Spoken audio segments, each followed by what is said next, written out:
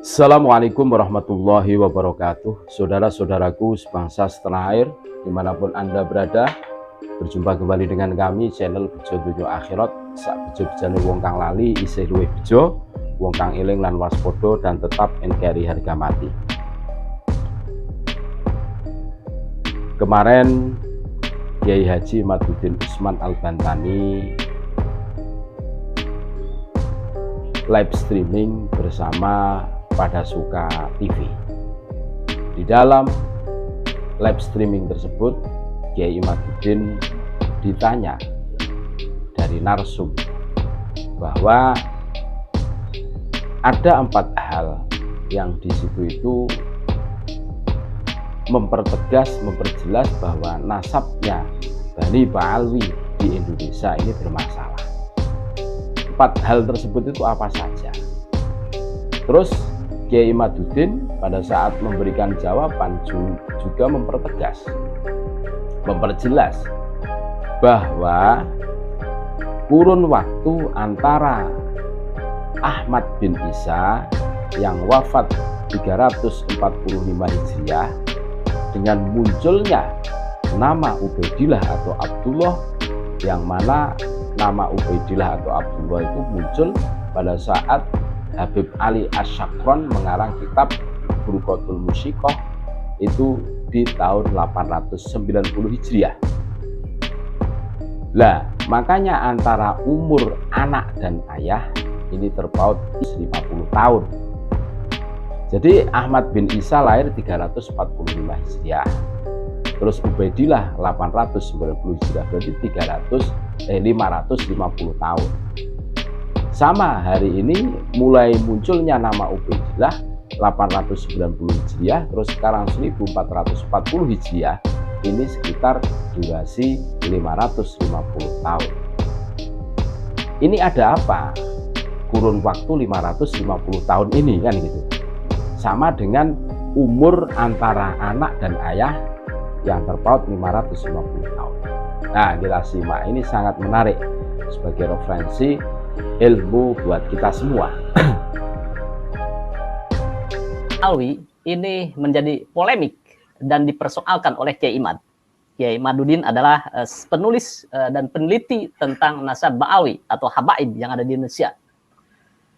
Ketika muncul persoalan nasab ini, Kiai Imad masih melihat bahwa ini adalah asumsi kebenaran. Kebenaran ilmiah adalah tidak mutlak. Dan banyak sekali asumsi-asumsi itu dikatakan ini adalah tesis atau pengetahuan lah gitu ya, secara ilmiah, kajian ilmiah. Tetapi tempo hari saya menonton sebuah video pidato Kiai Imad yang mengatakan bahwa ada 4 hal yang membuat yakin bahwa nasab Ba'alwi atau habaib ini tertolak, tidak tersambung oleh ke Rasulullah.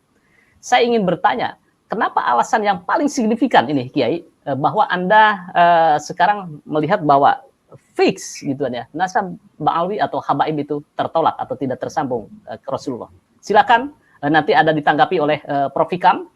Beliau adalah Menristek era Gus Dur, juga dekat dengan Gus Dur, dan juga pengamat politik di Presiden University. Nanti ada Kang Mullah Sarkun, penulis buku ensiklopedia Gus Dur.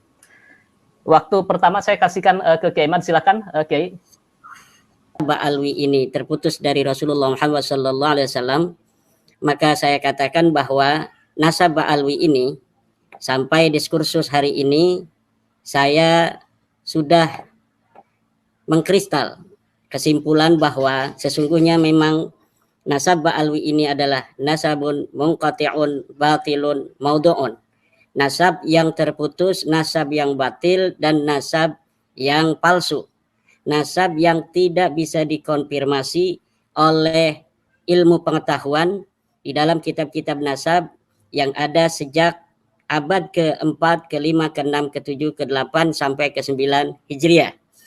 Yang kedua adalah menurut ilmu DNA, nasab Ba'alwi ini adalah nasabun mustahilun. Nasab yang mustahil dia sebagai keturunan baginda Nabi besar Muhammad sallallahu alaihi wasallam. Kenapa? Karena saya sudah bertanya kepada pakar DNA, di mana pakar DNA, saya kutip Dr. Arikem dan Dr. Sugeng Sugiarto dari Badan Riset dan Inovasi Nasional telah mengatakan bahwa apabila keturunan baginda Nabi besar Muhammad SAW hari ini, dia harus mempunyai haplogrup J1. Sedangkan dari 180 orang Ba'alwi yang telah melakukan tes DNA, baik dari Yaman maupun dari Indonesia, kebanyakan mereka berhaplogrup G dan tidak ada sama sekali dari keluarga Ba'alwi yang ada di Yaman maupun yang ada di Indonesia itu yang berhaplogrup J1.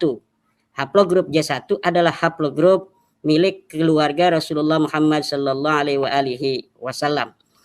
Oleh dua kesimpulan itu, maka saya sangat yakin, saya yakinnya bahwa para habaib yang ada di Indonesia ini bukanlah keturunan daripada Nabi besar Muhammad sallallahu alaihi wasallam, dan wajib bagi semua orang yang telah mengetahuinya untuk tidak lagi menisbahkan mereka kepada Nabi Muhammad SAW sebagai keturunannya.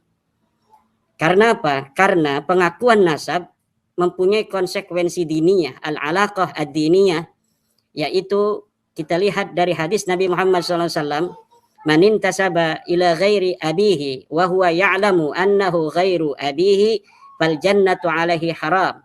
Barang siapa yang bernisbat, mengaku-ngaku sebagai keturunan daripada seseorang ayah yang dia tahu bahwa ayah itu bukanlah ayahnya, maka surga baginya adalah haram. Itu untuk seluruh keturunan. Orang yang mengaku ayahnya seseorang, Fulan misalnya, padahal dia tahu bahwa Fulan ini bukanlah ayahnya, maka surga baginya adalah haram. Kalau surga baginya adalah haram, berarti nerakalah tempatnya. Karena hadis inilah, maka seseorang yang bukan keturunan Nabi hari ini, kemudian dia mengaku keturunan Nabi, bagi orang-orang yang mengetahuinya, seperti saya misalnya, bahwa Ba'lawi atau habaib ini bukan keturunan Nabi, kemudian kita masih mengakui mereka sebagai keturunan Nabi, maka kita membantunya untuk berbuat maksiat. Al-i'anah alal maksiyah, ini masuknya adalah al-i'anah alal maksiyah, membantu orang berbuat maksiat. Karena telah jelas Ahmad bin Isa itu tidak mempunyai anak bernama Ubaid, telah jelas bahwa Ahmad bin Isa tidak hijrah ke Yaman, telah jelas bahwa Ahmad bin Isa ini bukanlah keturunan tidaklah merupakan ayah daripada Ubaid itu.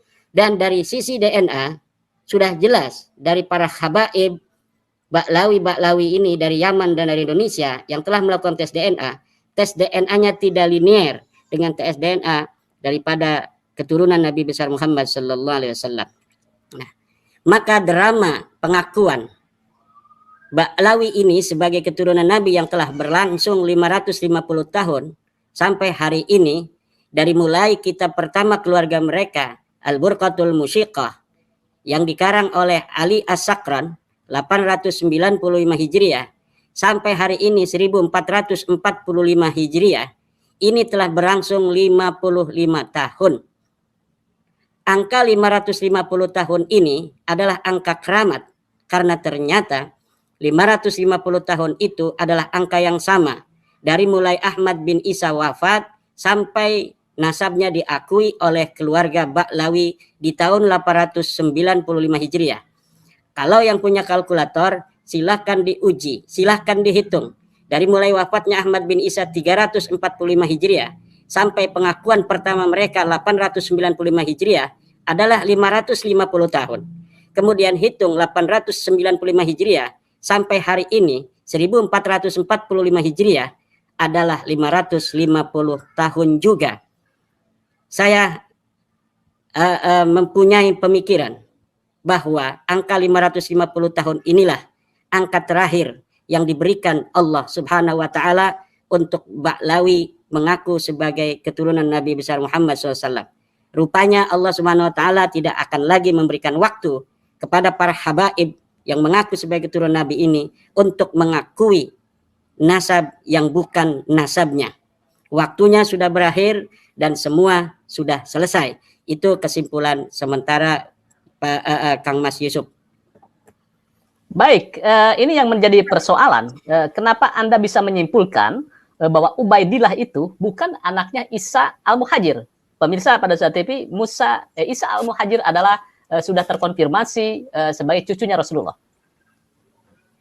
Ya, sangat jelas. Kitab-kitab nasab yang sudah ada sejak Siri Silsilatil Alawiyah pada abad keempat itu tidak menyebutkan nama daripada Ubaid sebagai anak Ahmad bin Isa.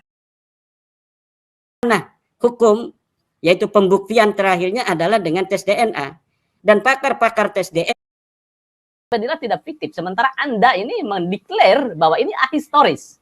Missing link-nya di mana ini, Kiai? Am tidak mengatakan Ubaidillah ada, tetapi Rais Am mengutip. Kan Rais Am waktu itu mengutip sebuah kitab disebutkan. Kitab itu namanya Al-Ghurar, karya Ali Khirid Ba'alawi. Ada kitabnya. Nah, Rais Am mengatakan di dalam kitab Al-Ghurar, Ubaidillah itu ada. Nah, itu tidak berarti bahwa Rais Am itu mengatakan Ubaidillah itu ada dalam kesimpulan ilmiah, tapi masih menukil dari kitab orang Ba'alawi yang namanya Ali Khirid yang wafat 960 Hijriah. Ya, sedangkan pengakuan mereka sebagai turun Nabi itu 895. Hanya sekitar 65 tahun sejak kitab pertama itu dikarang, kreasi nasab Ba'alawi itu dibangun, kemudian ada lagi orang Ba'alawi yang kemudian mengarang kitab namanya kitab Al-Ghurar, dan kitab itulah yang dikutip oleh Rais Am. Dalam tradisi NU kan ada sebagian yang mengatakan kalau ada sebuah narasi proposisi dalam sebuah kitab yang mu'tabaroh, itu bisa kitab itu dijadikan pegangan. Itu sebenarnya bukan di dalam bab nasab ya, tetapi dalam pemikiran.